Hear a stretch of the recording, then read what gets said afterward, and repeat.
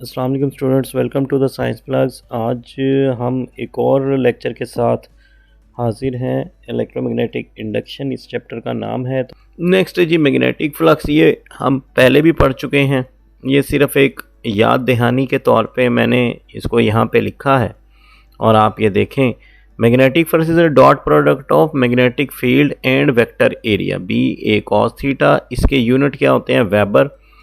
ठीक है जी। Magnetic flux will be zero. कब ज़ीरो होगा? 90 डिग्री पे। अगर वेक्टर एरिया जैसा ये है, ये वाला वेक्टर एरिया और बी 90 डिग्री हो जाए तो कॉस 90 ज़ीरो होता है, और अगर पैरेलल हो जाए जैसा कि ये है तो फिर ये क्या हो जाएगा? आप देख सकते हैं, फिर ये हो जाएगा मैक्सिमम।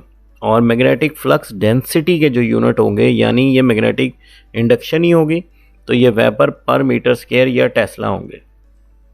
और ये भी मैग्नेटिक फ्लक्स की एक याद दहानी के लिए सिर्फ आपको बताया गया।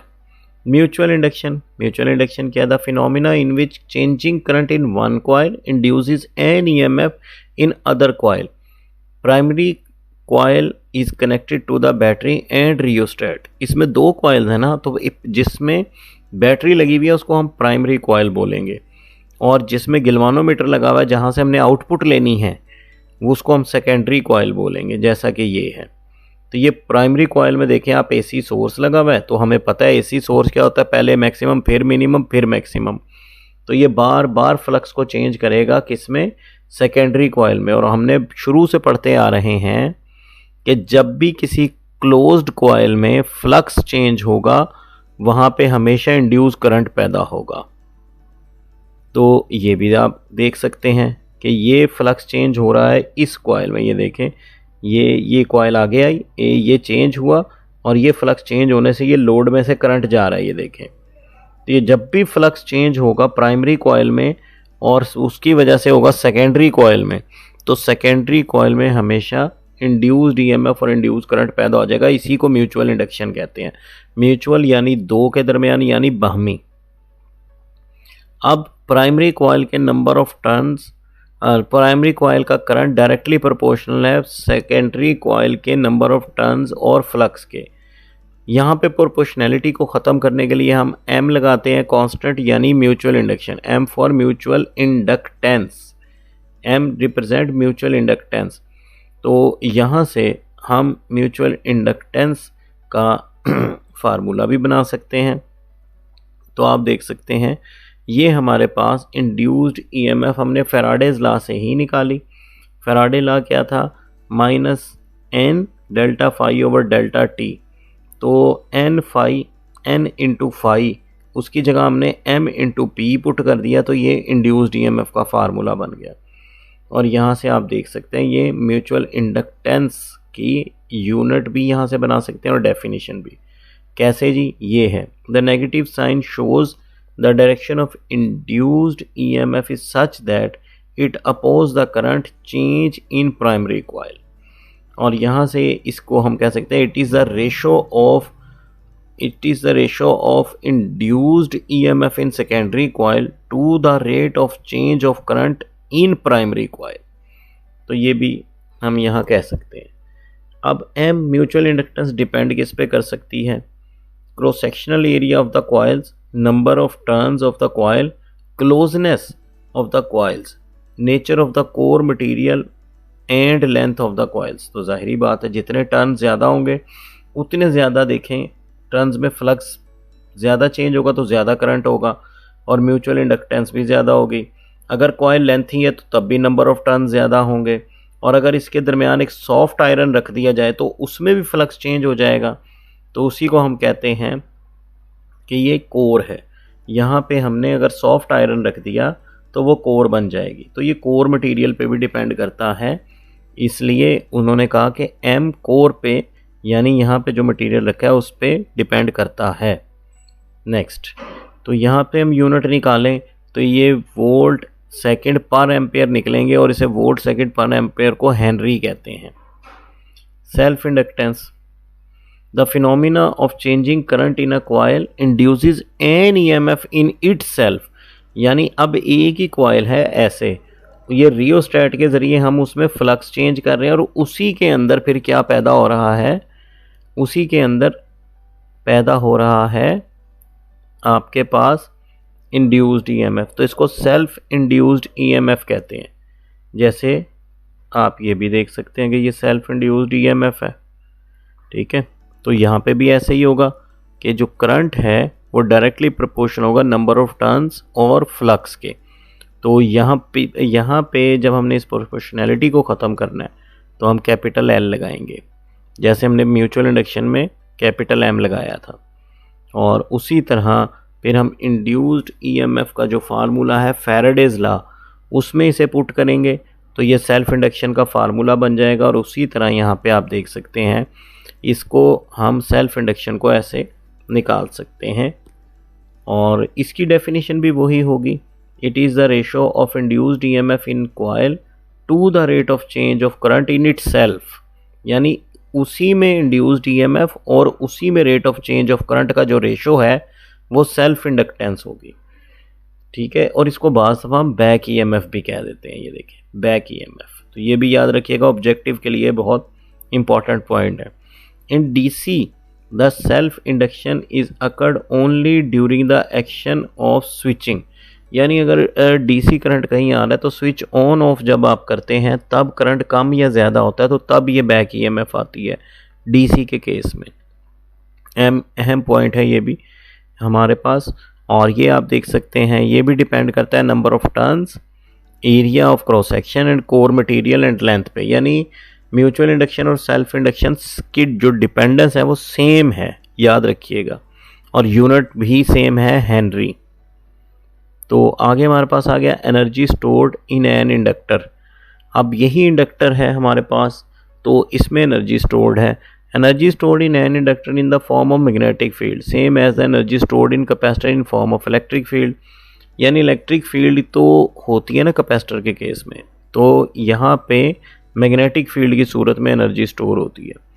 तो ये एक कॉइल है जिसमें हमने करंट सोर्स लगाया, स्विच लगाया, और अब यहाँ से इस इंड्यूस्ड ईएमएफ इसमें और इंड्यूस्ड करंट पैदा हो गया, तो इसमें लाजिम है कि कोई ना कोई एनर्जी होगी। तो कैसे होगी, work done by the battery in moving a small charge. तो ये बैटरी चार्जेस को मूव करा रही है ना, तो ये वो वर्क डन है जिसके ज़रिए करा रही है। तो अभी हमने सेल्फ इंडक्शन का फार्मूला देखा, ये तो हमने यहाँ पे ये लगा दिया। तो W एनर्जी है ना, वर्क डन, और हम कहते हैं कि energy one in a same thing. तो ये देखें, ये फार्मूला लगा दिया। इस फार्मूले को हमने सिर्फ रीअरेंज किया, तो रीअरेंज करने से हमें पता लगा डेल्टा आई जो है ये चेंज इन करंट है जो आई के बराबर है, और एवरेज करंट जो है वो क्या है, डेल्टा क्यू और डेल्टा टी, जो कि 1/2 इंटू आई है, क्योंकि इनिशियल करंट 0 होगा और फाइनल करंट आई होगा। तो जब दोनों को ऐड करके 1/2 से डिवाइड, तो 2 से डिवाइड कर देंगे तो ये 1/2 आई हो जाएगा। अब ये डेल्टा क्यू और डेल्टा टी और डेल्टा आई की वैल्यू यहाँ पुट करने जा रहे हैं हम। जब हमने वहाँ वैल्यू पुट की तो देखेंगे W यानी टोटल वर्क डन किसके बराबर हो गया, इसके, और ये फार्मूला आ गया 1/2 LI², और एनर्जी को हमने अब UM लिख दिया, यानी W हटा के UM लिख दिया। तो ये तो था एनर्जी का फार्मूला, लेकिन अब हमने यहाँ से निकालनी है एनर्जी डेंसिटी। एनर्जी डेंसिटी क्या होती है, एनर्जी पर यूनिट वॉल्यूम, यानी इस कॉइल का वॉल्यूम, इस कॉइल का एनर्जी पर यूनिट वॉल्यूम। तो ये देखें, ये मैंने डेफिनेशन लिख दी, और ये हमने क्या किया, ये सेल्फ इंडक्टेंस का फार्मूला μ0n² AL ये भी लगा दिया, और B = μ0NI। यहाँ से I की वैल्यू निकाली और L की वैल्यू तो ऑलरेडी है, जब ये यहाँ लगाएंगे हम तो ये चीज़ बन जाएगी हमारे पास। अब ये जो AL है ये वॉल्यूम है, length of the coil, and A is the cross sectional area of this solenoid. जब ये दूसरी तरफ जाकर डिवाइड हुआ तो ये एनर्जी पर यूनिट वॉल्यूम यानी एनर्जी डेंसिटी बन गई, और एनर्जी डेंसिटी का जो फार्मूला है ये 1/2 μ0B² बन गया। ये एनर्जी डेंसिटी के सेम यूनिट होते हैं, याद रखिएगा, प्रेशर वाले, ठीक है जी, एनर्जी डेंसिटी के सेम यूनिट होते हैं प्रेशर वाले। तो ये हमारे पास था। अब इलेक्ट्रिक अल्टरनेटिंग करंट जनरेटर देखते हैं। तो एसी जनरेटर हमारे पास है। A current generator is a device which convert the mechanical energy into electrical energy and generates the alternating EMF and current। तो जनरेटर का काम यही है। प्रिंसिपल क्या है? It works on the principle of Faraday's law. It works on the principle of Faraday's law, यानी Faraday's law of electromagnetic induction. अब ये कंसिस्ट किस पे करता है? देखें, ये बहुत सादा सी कंस्ट्रक्शन है, इसकी 3-4 पार्ट्स हैं इसमें। It consist of following parts. Number 1, external magnetic field, जैसा कि ये नॉर्थ और साउथ पोल नज़र आ रहा है। अ कॉइल, जिसमें से मैग्नेटिक फ्लक्स चेंज होना है, और वो कॉइल किससे अटैच है? Slip rings. ये दोनों देखें स्लिप रिंग्स हैं, और ये कार्बन ब्रशेज, ये जो ग्रे वाले हैं ये कार्बन ब्रशेज हैं, ठीक है जी। और ये मोटर की शाफ्ट से लगा हुआ है, जो मोटर इसको घुमाएगी इस कॉइल को, क्योंकि घूमने से ही फ्लक्स चेंज होगा ना। और ये उसकी अमली शक्ल आप देख सकते हैं, ये एसी वेव भी बन रही है इसमें, और ये मोटर की शाफ्ट देखें इसको घुमा रही है, ये स्लिप रिंग्स के साथ कॉइल मूव कर रही है। तो यहाँ से आप ऑपरेशन को अच्छी तरह समझ सकते हैं। और ये जो कार्बन ब्रशेज हैं जिनसे ये रेड तारें निकल रही हैं, ये दरअसल करंट लीड्स हैं जो यहाँ से निकल रही हैं। और ये देख सकते हैं आप, ये कभी करंट मैक्सिमम हो रहा है इस कॉइल में इस घूमने की वजह से, और कभी मिनिमम हो रहा है, और इसके मैक्सिमम मिनिमम होने से ये एसी वेव बन रही है। तो ये इसका ऑपरेशन में भी आ जाएगा। ये देखें, अब आप ये देखें, the sides B C and D A is zero, क्योंकि ये डी ए और बी सी जो साइड है, यहाँ से फ्लक्स हम कंसिडर करते हैं कि ज़ीरो है, फ्लक्स ज़ीरो है तो ईएमएफ भी ज़ीरो है। ये देखें, और जो ये साइडें हैं डी ए, डी सी और ए बी, ये जो साइडें हैं, यहाँ से हम कहते हैं कि ये परपेंडिकुलर हैं किसके? मैग्नेटिक लाइंस के। जब ये साइड्स परपेंडिकुलर हैं मैग्नेटिक लाइंस के, तो साइन थीटा होता है, क्योंकि इंड्यूस्ड ईएमएफ में तो साइन 91 होता है। तो ये टोटल यानी नेट जो ईएमएफ होगी 2VBL साइन थीटा हो जाएगी। अच्छा जी, अब V is equal to R omega होता है, तो इस V की जगह हमने ये क्या किया? आर ओमेगा लगाया। जब आर, यहाँ पे मैंने एक स्टेप को शॉर्ट किया है, जब आर ओमेगा लगाएंगे तो 2R और L एरिया के बराबर हो जाएगा, यानी इसका हाफ क्या होगा? इस कॉइल का हाफ जब ये घूमेगी तो इसका हाफ रेडियस होगा ना, और जब 2R होगा तो ये कंप्लीट साइड बन जाएगी C से B या B से C कह लें। तो ये 2R किसके बराबर होगा? C से B साइड के। तो ये 2R एक साइड की लेंथ हो गई और L जो है एक साइड की लेंथ हो गई, तो दोनों को मल्टीप्लाई किया तो वो एरिया बन गया। तो मैंने यहाँ डायरेक्ट ही नवाब यानी एरिया लगा दिया। अच्छा जी, अब ये देखें कि हम इसको मैक्सिमम कह रहे हैं कि ये मैक्सिमम कब होगी? जब साइन 91 होगा, तो इसको ई नॉट कह दें, या नवाब को ई नॉट कह दिया, और साइन और थीटा की जगह 2πf लगा दिया।